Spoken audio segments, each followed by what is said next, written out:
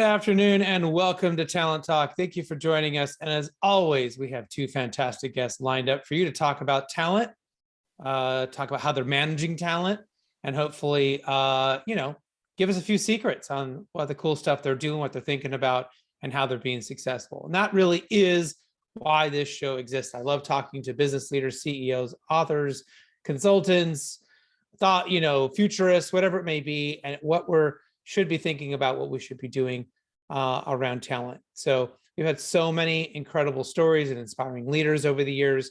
I've been really fortunate to be able to put a lot of their stories into some of my books. The first one, The Power of Company Culture, was a bestseller when that came out. And then, of course, this year we released Remote Work, which was also a bestseller. Love to have you check those out if you want to catch up on those stories, find out what some of the best stories were from guests from our show, as well as, the stuff that I try to do. Talent Talk is live every Tuesday, 1 p.m. Pacific Standard Time. A lot of you know you can tune in to the TuneIn Network, OC Talk Radio. But we're also broadcasting this now on YouTube, Facebook, LinkedIn, and Twitter live. So on LinkedIn and Twitter, we are live interacting as well. So if you comment there, if you're retweeting, we will bring in the questions, we'll comment and sort of keep the conversation going as well. So don't forget to follow the hashtag @PeopleG2 or, the handle @PeopleG2 or the hashtag Talent Talk. And we will make sure to try to catch your comments, catch your suggestions, and keep that conversation going. My guests today are the Vice President of Product at Paradox, Josh Spears. We'll bring him in first. And then after the commercial break, we'll bring in leadership coach Salomé Trambach and see what he's got to say for us. But let's go ahead and get started. Our first guest today, as I mentioned, is Josh Spears, co-founder of Tr-AI-tify, now Tr-AI-tify by Paradox. And as a part of the Paradox family, they continue to simplify the way business, job seekers, and employees connect using the power of human insight. I definitely want to learn more about that. That sounds like a really good elevator pitch. But welcome to the show today, Josh. Hey, Chris, thanks for having me. Yeah. So how are you? And, tell us a little bit more about you. What's important for us to know, for our conversation today? Yeah, so I am doing fantastic. It's been a great year. As you kind of alluded to earlier in the year, around August, we actually were acquired by Paradox after a 10-year journey of kind of starting Tr-AI-tify with my co-founder, Dan Sines, back in 2011, and then taking that through to now joining Paradox. So it's been quite a year for us and the team. And we're super excited for the path ahead with Paradox. Yes, I know Dan is a past talent show guest, and we had him on, and you've gone through this, like you said, this acquisition together. Why was this the right fit for you guys? It can be a great thing, it can be a terrible thing, it can be a hard thing, but it sounds like it's been a good thing for you guys. So why was it a good fit? And what do you sort of, what does the future look like? Yeah, I think, of all the possible scenarios, this is potentially one of the best outcomes for us, in that we really found in Paradox a partner who kind of shares on a fundamental level our vision of kind of what product should be, particularly in this talent acquisition space, and also our passion for just creating what we refer to as magical experiences. So from day one, core to our DNA at Tr-AI-tify has always been, how do we create the fastest, most accurate predictive assessment in the market? How do we create something that is engaging for candidates and allows them to kind of go through the process in seconds versus many minutes? So I think what Paradox has done, which is really quite fascinating, is develop this conversational assistant, Olivia, that has conversations with candidates, and through those conversations can help them apply for positions, search for positions, even ask questions about kind of the role and the company over time. So as we partnered with Paradox initially, we saw there was a tremendous amount of overlap between kind of our shared vision and shared values in terms of what we built. And in a great way, this kind of happened organically. So we initially did start as partners, servicing kind of mutual clients together. And then through that relationship, saw there was a natural kind of union that could exist between the two of us, and that we could be stronger together. And frankly, from my perspective, from Tr-AI-tify perspective, we've always been looking for a company like Paradox that had a platform by which all of this great assessment, product, and content that we've developed could be delivered and administered throughout the talent lifecycle. Right. Well, I mean, M&As happen all the time. We hear about that, but I think what we hear about a little less is the sort of challenges that leaders face in that regard, right? So whether that's how do you maintain your culture, how do you help your people, maybe suddenly things explode, right? And you're now selling a lot more than you ever did before, right? And there's a lot of different types of things that are challenges. What was the experience like for you guys, and from a leadership perspective, and maybe how have you helped your team manage that change? Yeah, so it was very challenging, I will say, particularly leading up to the point at which the deal was closed. We went through obviously a very extensive diligence process with the Paradox team, and as part of that, we were able to bring certain members of the company in who were part of that diligence. But generally, we had to kind of keep things under wraps because as these things often happen, they don't always go through, and we didn't obviously want to get our team's hopes up prematurely. So I would say from a leadership perspective, that was fairly agonizing for myself and for Dan, who was our CEO and my co-founder, just because we at Tr-AI-tify always adopted a very kind of transparent, above board style with our team. We want to share with our team both the highs and the lows of this journey because we're asking exceptional effort from them to build what we're building. So I think that was certainly a relief when we were finally able to make the announcement and let everyone know that this was happening. And then from that point through today, what we've really made every effort to do is just to kind of keep that communication going in terms of making sure that the transition, the deeper integration into Paradox is well communicated across all the teams so that everyone kind of is in the loop with what's going on, and that there's always open channels of communication. And I think that particularly for us, those have been myself and Dan. So as leaders of Tr-AI-tify, we're still kind of making ourselves available, even in our new roles at Paradox, so that our team can come to us and kind of bring to us any issues or any questions or comments, and that we can kind of make ourselves available to serve in that purpose, which I think has been greatly appreciated by our team and has actually assisted in making kind of the transition happen much more smoothly. Right. Well, I mean, one of the things that I think all leaders have been thinking about, talking about, or even impacted by is this, great resignation or the great reshuffle that we've been seeing. I mean, it was COVID, it was work from home, and now, people are willing to move, to change. I think some of the movement was just maybe halted, right? It was just sort of paused for a while during COVID, and now it got kind of pent up, and then now it's all sort of happening at once. But nonetheless, it's happening. Are there maybe 2 or 3 things that you think talent leaders should be focusing on, especially around the recruitment efforts, and maybe how do they, maybe kind of translate that into their, hopefully an improved hiring and retention, strategy for new employees? Yeah, absolutely. I think that there are a few things that are top of mind for me and for Paradox when it comes to helping our clients and helping others kind of deal with this challenging labor market. And I think, again, something that's core to our DNA is how do you create a very engaging, easy to use, low friction candidate experience. I think candidates have the power now. They have the optionality in the market to take any role. So when they are applying for a position within your organization, it's a necessity that you make that experience as easy, as low friction as possible, which is obviously something that we at Paradox take very seriously and build all our products with that lens. I also think communication is essential. So I think this is changing, but historically you've seen an experience where a candidate will apply for a position, and then their application goes into a black hole of sorts, and they really don't have any insight into the process or where things stand or what they should be doing. I think the expectation now is that communication should be constant or consistent at very least, and that candidates can get the answers when they need the answers to the questions that they have, and they should understand where they are in the process and what next steps are. I also think that carries over to kind of post-hire. So communication is essential, particularly with hourly employees.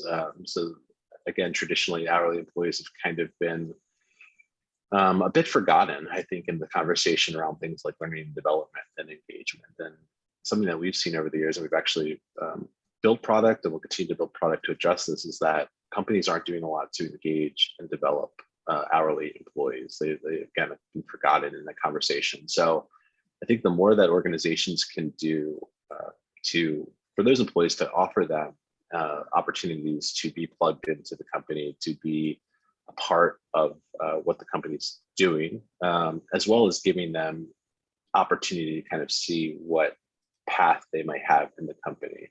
I think that is crucial to keeping an employee engaged and retaining them longer term.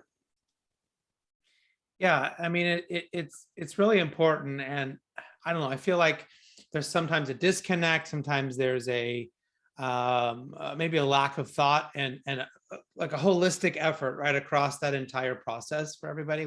We hear from people on this show that are top employers that really have it going, that they're thinking about every angle. They're thinking about it from every sort of stakeholder, every employee sort of perspective, and trying to create the best. You can't do it perfectly for everyone, but trying to create the best experience that they can, and even insert some sort of individual choices in that, right? To let employees sort of select how and when and where they sort of dive into things and how they become exposed to things in that process.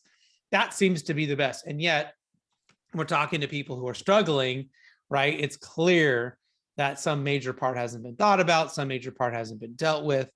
So do you have any suggestions there? I mean, it's great to say you got to have it all figured out, but if you don't yet, Yeah. how do you cross that chasm, Yeah, I think the advice I would give for any organizations who are struggling now is to really kind of take a step back and process and kind of look at the end-to-end kind of workflow and experience that currently exists for your talent, and take some time to really audit that process and look at it from a candidate's perspective or our consumer's perspective, because I think something that we've been seeing in HR technology for the past few years is this transition more to products that feel like consumer grade products, and really they should be. We should be creating experiences that stand shoulder to shoulder with an Instagram, with a Snapchat. They should be as engaging, they should be as easy to use as those products. And historically, the applications that have been built in the space have not been. They've been clunky and hard to navigate and boring. So I think an organization really needs to step back and take kind of stock of what that workflow looks like, and then find vendors, find solutions that kind of meet that need for this modern candidate.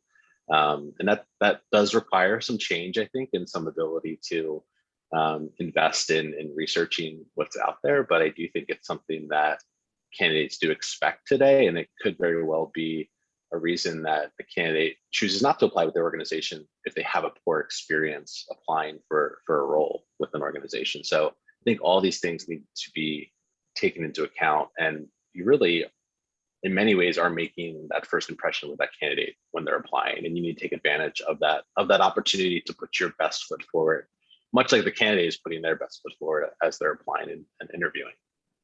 Yeah. Well, I know during the last, year and a half or so, we have some people in our society that have done some amazing things, these frontline workers and people who've really been out there. But I think one of the unsung heroes of this time has been recruiters. They have had to do so much, and when they have been effective, right, they've been able to. We've had people on the show that they were able to staff 5,000 nurses in New York, right, during when New York had was the worst of the pandemic, right? They've been able to sort of do some things and really help companies out. They've been that lifeline, right, to find the people that that we need to ultimately fill those positions to do that really difficult work. But I think one of the concerns is that these recruiters, they're getting harder to find, especially good ones. And they can be getting burnt out. They might be at risk to leave. So what should companies be thinking about in trying to help them, create some sort of balance, avoid the burnout, be able to retain those key people? Yeah, I'm glad you brought that up, Chris, because it is something that we see consistently in the market in terms of organizations having less and less resources to recruit, which means smaller recruiting teams and longer hours and more burnout. And I think what's important, again, is that the organization finds the right solutions and tools that can assist their team. And I often think there is some fear from recruiters when an organization is looking at solutions and tools, a fear that potentially their role could be replaced, or they could somehow be kind of shoved out of the organization. And I think actually what we try to do at Paradox and Tr-AI-tify is create solutions and tools that can get the recruiter away from what we call the BS work, the boring stuff. We want recruiters to spend time actually talking to candidates and doing things that drew them to recruiting in the first place, things that they love, the human elements of recruiting, and take all the things like scheduling and all the administrative work and offload that to technology so that they can spend their time on what really matters and what's important. So I think that's the best thing, honestly, an organization can do, is to really give their team a robust suite of tools that they can deploy that gives them time back, gives them the opportunity to, again, really focus on the things they love about the role versus all the things that really just suck up time and make them ultimately unhappy with what they're doing. Well, it's fascinating that, technology is supposed to make us, more efficient and do all these great things for us so we can spend more time doing the human things, right? That's right. And yet I feel like, every person I know is looking for a job. There's sort of the process, the whole thing is like not helping with that, right? It's essentially completely automated. No one's really talking to each other. There's just sort of this complete disconnect in the process. So, I know your company's on the leading edge of using technology to support a very, person-driven, area in every business. So from talent recruitment and engagement, I guess, how do we support HR leaders in I guess, embracing the right technology and helping them eliminate the BS so they can have more of those conversations? Yeah, I think for us, education is key, and removing some of these, I think, unfair misunderstandings of what some of these solutions do and what they offer. And again, I think we never want to kind of replace a recruiter or take away someone's job. We want to build solutions that, again, allow them to get back to what really brings them joy and happiness in their work as well. And we also believe that by giving them time to spend with candidates, that it will be a better outcome, not only for the organization, but for the candidate as well. The candidate feel more engaged and more listened to, and not spending as much time having to interface solely with the technology as they are now. So again, I think it's just that education piece, and also listening. I think listening to the recruiters, listening to the challenges they have, and organizations really spending the time and effort to try and figure out a plan to use technology to help those recruiters use their time more efficiently. Yeah. Have you seen, sort of an uptick in, I guess, maybe the struggles or in the retention of hourly workers?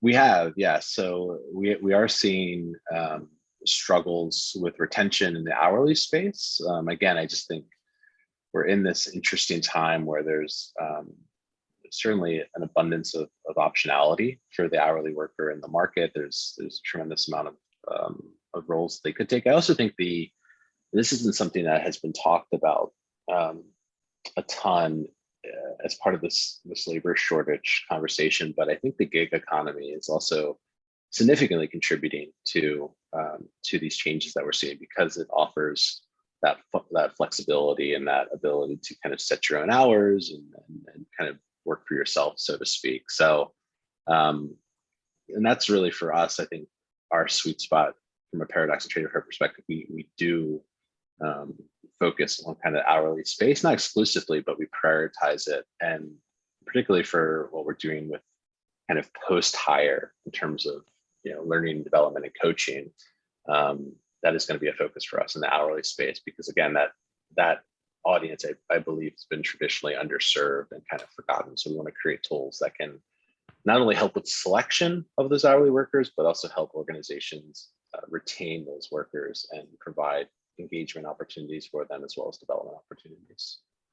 Well, I've got a teenage son, and I can tell you, I've sat with him and worked with him on, as someone he's an hourly employee, right? Coming in and trying to get jobs. And it's pretty disastrous. It's pretty terrible at, the terrible automation, having to repeat things over and over again, the communication, it's like, could you have designed anything with user experience less in mind, right? And it's crazy. Like I thought we'd be so much farther along. We've been far better off when I was a kid, just written an application and walked in and handed it to a manager. I had far better experience than what he's having, filling out hundreds and hundreds of these forms and using all these different like recruiting sites and things where the disconnect, right? And the noise is just immense, to where he is having a hard time navigating it, and when we went against the grain, we literally went into a place and filled out an app, and he got a job on the spot, right? Wow. We bypassed all of the junk that's supposed to be there that never got him anything, so to your point, we have a long way to go. We do. And I don't know how much of that is generational either. I was certainly willing to go do all that work. I think he would prefer to do it all on the phone or do over text. We have 5 generations in the workplace right now. What are some of the challenges, or I guess even opportunities, that come with managing that many different generations? Yeah, so I really think, and I kind of look at this from a product lens, because that's what I do. But I do think, often in kind of our industry, there's this view that there's vast differences between the different kind of age demographics, and frankly, what we've seen is that there's actually more similarities in kind of how people use products and technology than there are differences. And again, an easy kind of frictionless experience is appreciated by people of all ages. Whether you're a young person who has been using an iPad from the age of 3, or if you're someone in your 50s or 60s that has been learning technology over the last few years. I think it's important to create, again, these touch points that allow people to get more quickly to, like you were describing with your son, Chris, this human interaction, this human experience that in some ways has been lost from our current kind of workflows and experiences. So both from the candidate side and the recruiter side, we want to create that opportunity to kind of engage and to get kind of something back for all the effort that's put into all these experiences. So an example there that is something that we actually did a few years ago is we created an output from our assessment that is taken as part of the apply process that could be shared with candidates. So most of the time when you take an assessment as part of the apply process, it again goes into the void and you're not really sure how you did or what it means for your next steps. Well, we actually have a report that we give back to the candidate that an organization can share and say, hey, thanks for doing that. Here's your report. Hey, learn a little bit about yourself. What are your strengths? What are your weaknesses? What are things you can improve upon? And I think that's something that for us, we've seen candidates of all ages appreciate, something that feels like, again, a human touch that can give back to them, that can say, okay, we're not just a faceless organization that views you as a warm body. We actually care about you in this process. Whether or not we actually do hire you, we still realize you're a human being, right, and we want to respect you and your time that you put into this. So I think just, again, building good products that kind of simplify these experiences and allow people to get back to the human interactions. It applies across the board. So important. It's definitely so important. Well, last and most important question, how can people get a hold of you? How can they find out more about your company? Sure. So you can visit paradox.ai is our website to get more information. And then I'm also on LinkedIn, and my email is josh.spears@paradox.ai. Josh, thank you so much for being on our show today and being a guest. Some fantastic insights, and love to see the trajectory and the progress you guys are having over there. So love to have you come back at some point and keep us up to speed with what you guys are doing. Thanks so much, Chris. Appreciate it. All right, we're right back after this quick commercial break and bring in my second guest, Salomé Trambach. Imagine buying a newspaper and discovering that the news you're reading is 6 months old. There isn't much that stays the same for 6 months, and the same thing goes for background checks. In a time when so much outdated information is being passed around, it's good to know that People G2 offers something different. At People G2, we provide today's intelligence, not yesterday's news. Our value-added approach offers you a fully FCRA-compliant solution that includes up-to-the-minute information. By combining industry-leading technology with old-school human investigation, People G2 is able to give you information that is accurate right now, delivered quickly to our online system, or integrated with your HR system. So ask yourself, are you comfortable working with old news, or are you ready for a different kind of background check company? Visit peopleg2.com or call 800-630-2880. That's 800-630-2880 or peopleg2.com. Welcome back to the Talent Talk radio show. In case you missed my first guest, don't worry, you can get Josh's interview on our podcast. We'll have it up in a few weeks. Or don't forget, we are live streaming right now on Facebook, on YouTube, on Twitter, on LinkedIn. You can go and watch the interviews as well for this show or any other past shows in the last maybe 6 months or so. We've been doing this live thing. And don't forget, you can also go to talenttalkradio.com. You can subscribe there. Of course, Spotify, Stitcher, iHeartRadio, iTunes, wherever you listen to podcasts, we're there. Don't forget to subscribe so you never miss an episode. All right, we're going to bring in my next guest, whose name I've been practicing all day. So hopefully I get it right. Salomé Trambach. We'll see how I did. Public speaker and leadership coach. She's a personal growth and leadership coaching coach who empowers leaders to lead with impact through self-awareness, mindfulness, and courage. Welcome to the show. Thank you. And you did pronounce my name more or less really good. Okay, close enough. Close enough. I think so. Close enough. Very good. All right. All right. I didn't completely slaughter it. So I'm sure you get that all the time with both your names. My last name seems to trip people up sometimes. Dyer, right? Yeah. Yeah. And it's funny, there's a street in my county that people know is Dyer Road. And yet when they come and ask me my name, they always say Dwyer. They say it wrong, even though they say the street name right. So it's this weird, like, mental thing. So I've always I just gave it up. Okay, yeah, that's me, Yeah, but, I know the feeling. Well, how are you? And what else should we know about you for our conversation today? Yeah, I'm good. I am actually in Copenhagen, so in Denmark, far away from you. And it's late evening here, around 10:30 p.m.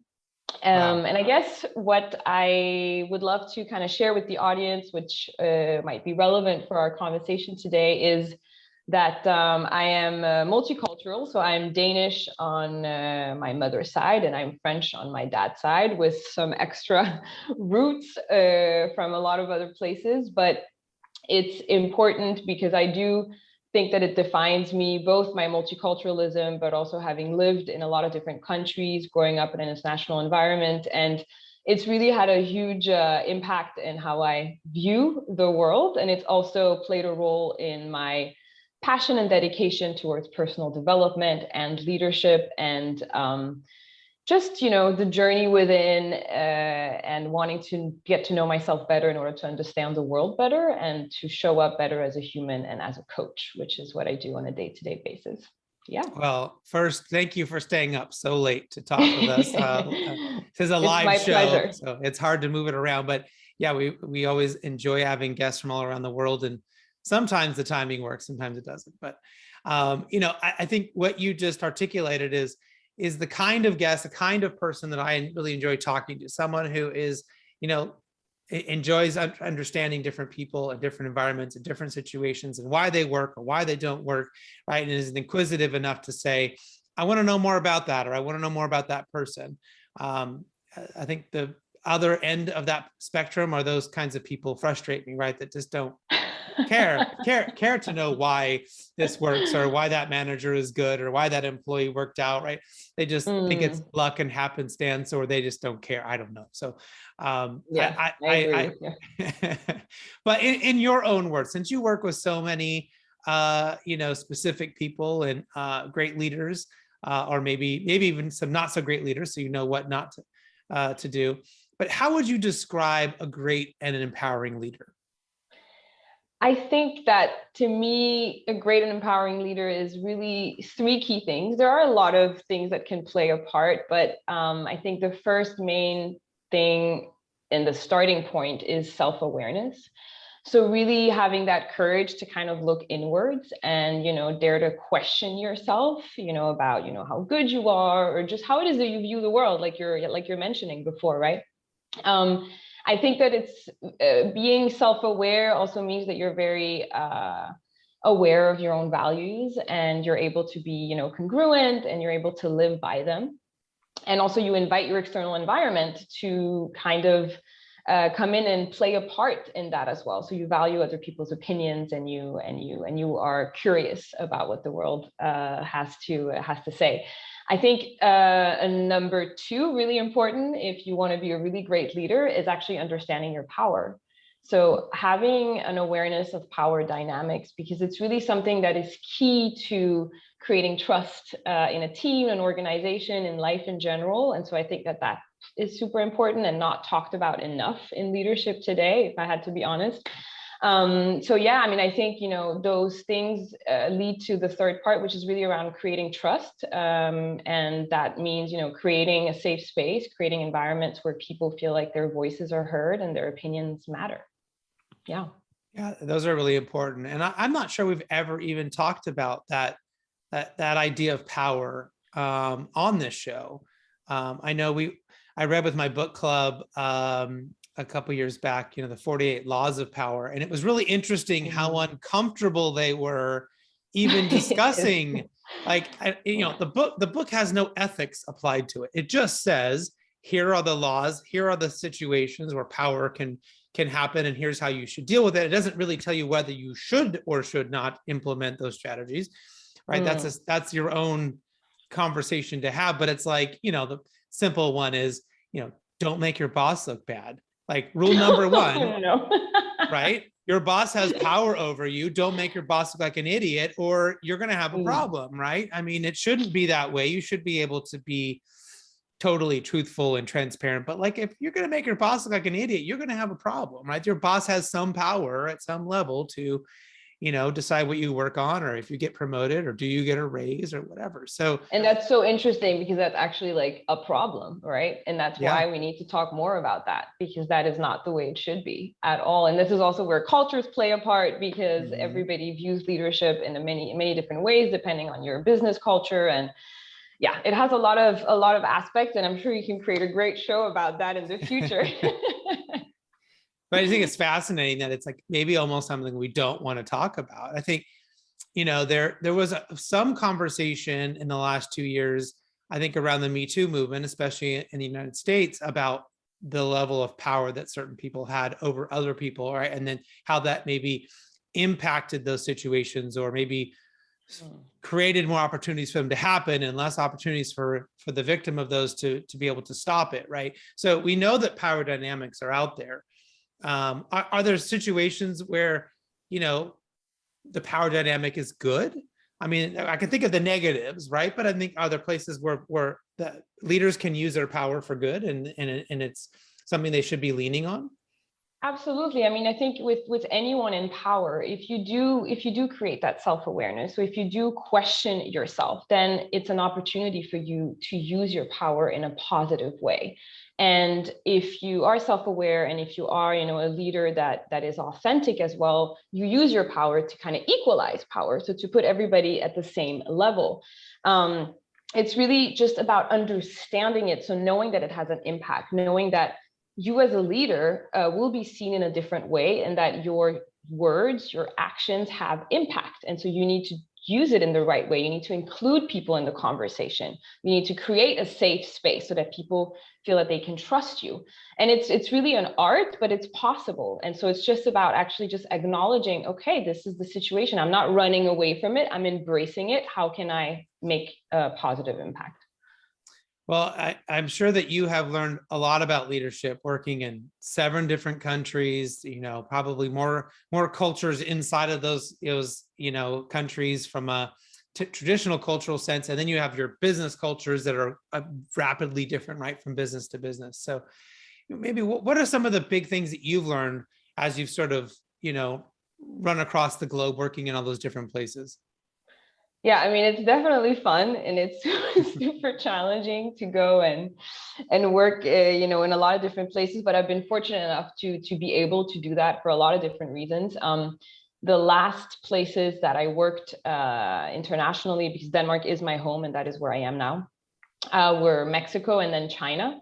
Wow. And I think that what you really realize is that the way that you see the world is definitely not the same depending on where you are. And so what I learned specifically is really to, like you mentioned at the beginning, actually you talked about curiosity. And so one of the leadership traits that really become important from working across the globe or working with people that are sitting in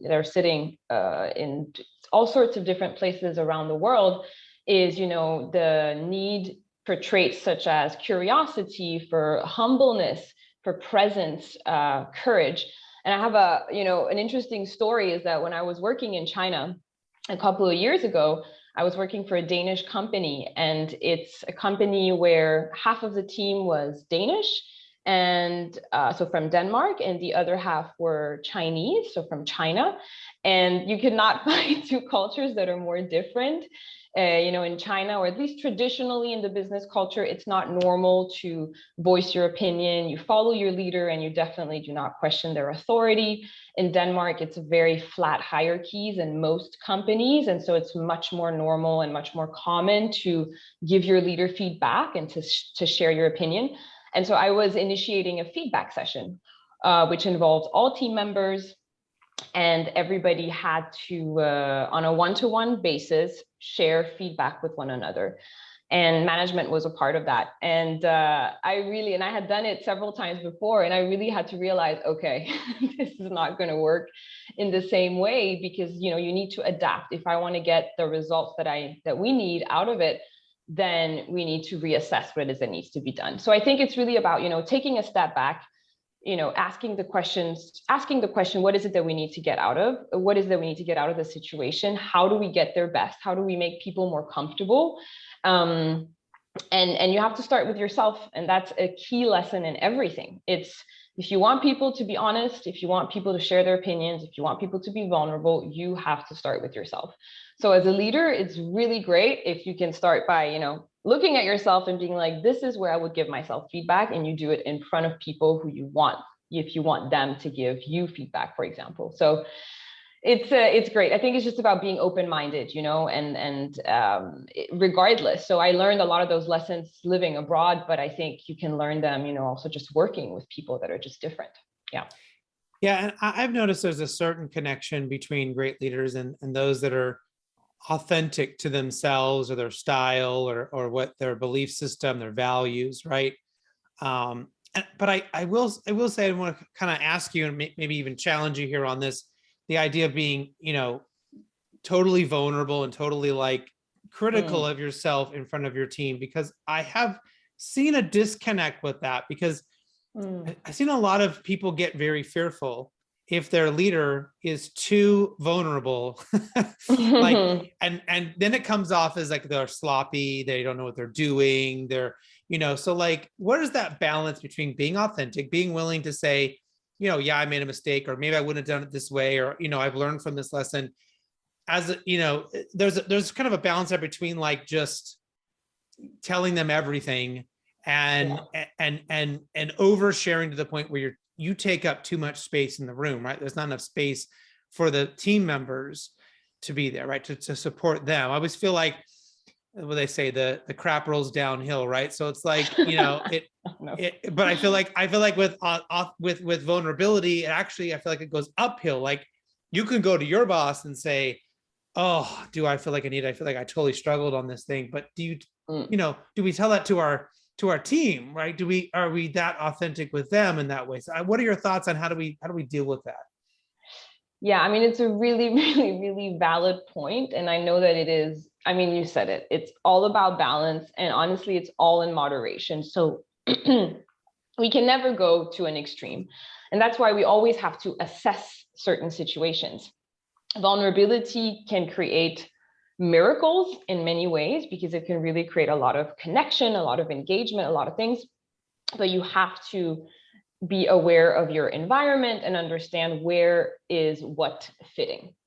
So of course, that requires a little bit of, first of all, reflection. So when it comes to being an authentic leader, self-awareness, as I mentioned as well, is really a key aspect of that, being a great empowering leader.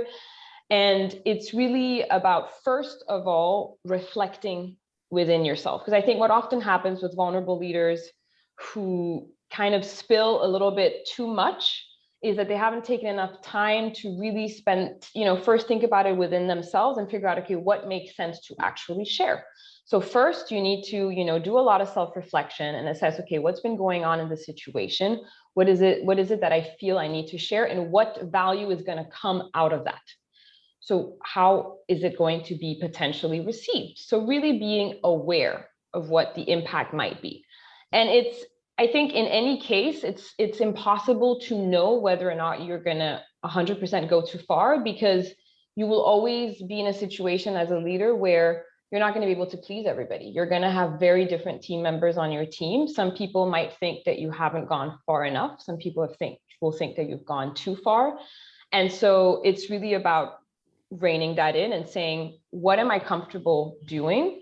And what do I feel will feel good, honestly. Like, it really is about that. And then, taking the consequences as they come, because you're not going to be able to please everybody. So, feel it out, test it out potentially with a person first, a co-leader potentially. Right. Yeah, we've done exercises with teams where, you go around and have everyone share, but I always push on the leaders that they need to go last, right? Because if they're, it's hard, but if they show up and say, I'm in a great mood or I'm in a bad mood, people feel pressure to, like, if they say, I'm in the best mood ever, I had this great thing happen, and then you go to someone on the team and they're like, oh, but my dog just died. Like, do they really want to share that because they don't want to disrupt the great energy that the leader just brought up? So I'm always pushing. Yeah. And I hear it's like, I guess it's also really sensing your team. Where are you in your team dynamics and your team development? Because at some point the team is going to be comfortable enough to just share by themselves and then definitely go last. But if you're in a team where nobody dares to say anything, you have to go first. Yeah. Right. So you assess. Yeah. And maybe you can kind of show them how it's done and all that. But, we've also seen where,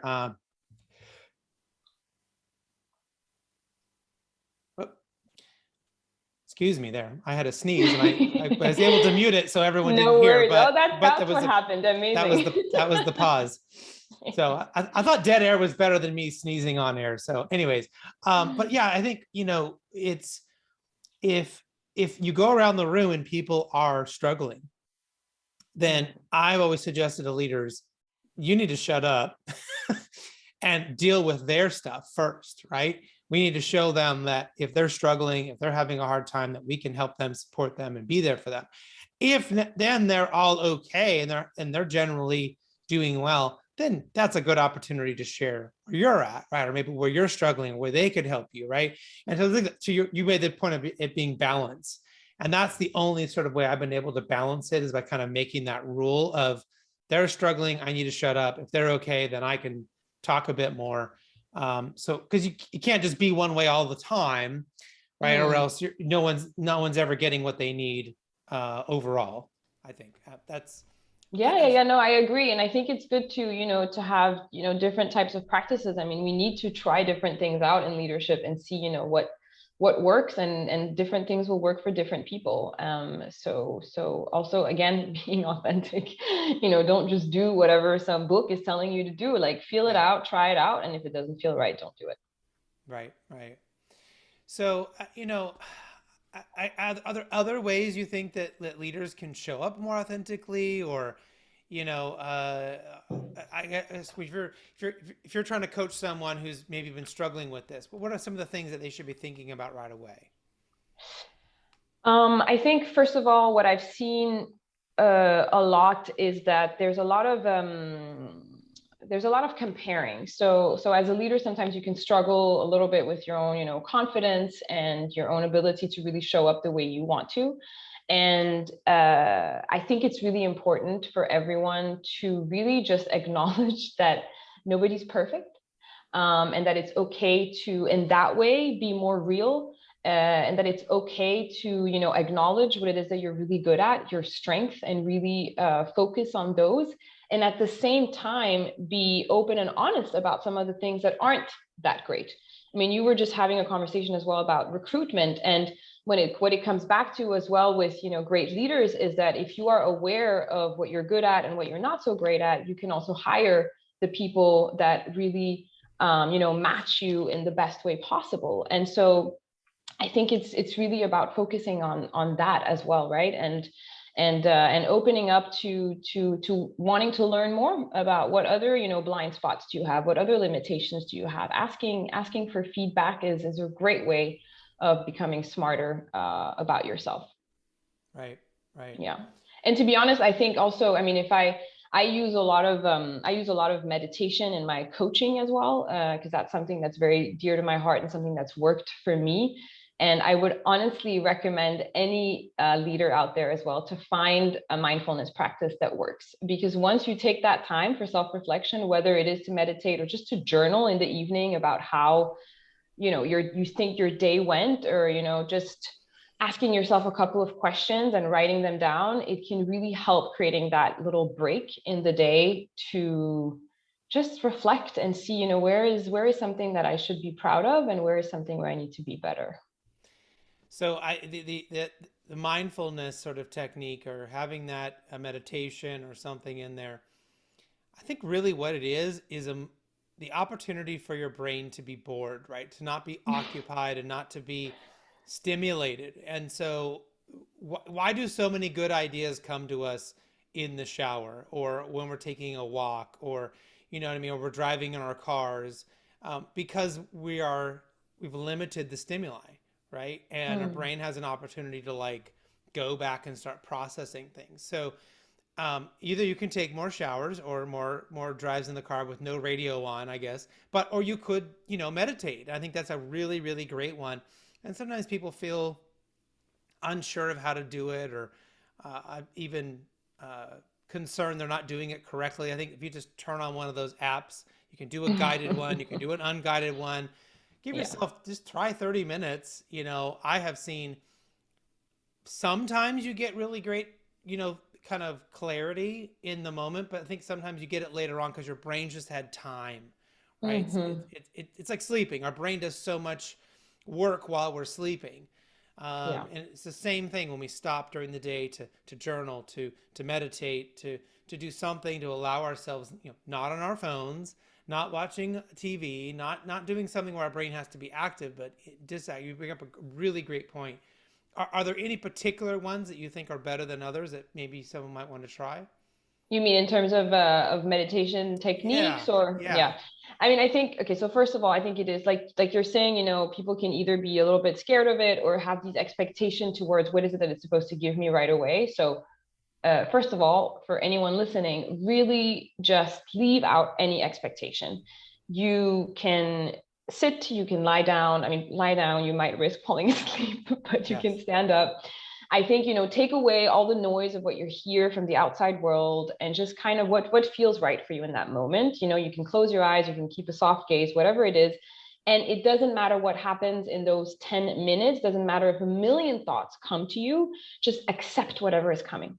Whatever you're feeling, accept it. I really think acceptance is a key word when it comes to meditation, is just letting whatever happens and not feeling like, oh God, it's supposed to be this way. And oh no, now I'm thinking about this and that's not what I'm supposed to do during these 10 minutes. Forget it, because then you will never appreciate that break that you can give yourself in the day.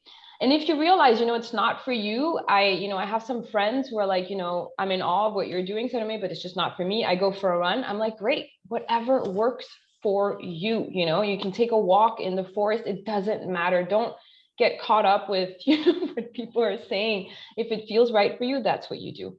I've tried a lot of different meditation techniques. And I actually practice different kinds. So, there's one called Anapanya, which is just about noticing the breath. And it's really easy because that's all that you do. And it's something to, in a way, focus on, but you're stepping away from your thoughts a little bit. And I mean, if anyone ever needs more advice on that, you can always reach out to me. I have a load. Well, speaking of which, how can people find out more about you? What's the best way for them to connect or reach out? Definitely on my LinkedIn or on my website. So my website is my name, SaloméTrambach.com, and it's the exact same name on my LinkedIn. Definitely contact me there and, let's have conversations.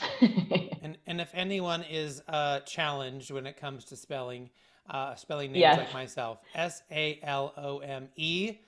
The E actually has the little, I don't know what you call it in French, but the little, it's in Spanish, but yeah, the little mark. Yeah, but don't, so that one, when you write the website, forget about that one. So just Right. SalomeTrambach.com. Perfect. Well, thank you so much for being on the show, for staying up so late and talking with us. You brought so many wonderful ideas here, and I hope everyone else got some fantastic insights like I did. And we would love to have you come back on the show, sometime in the future. Absolutely. Thank you so much, Chris. Have a beautiful day. Thank you. Thanks everyone for tuning in to today's show. Hopefully you've gained something you can use in your own career in a positive way. Until next time, do what you love and show the world how talented you can be today.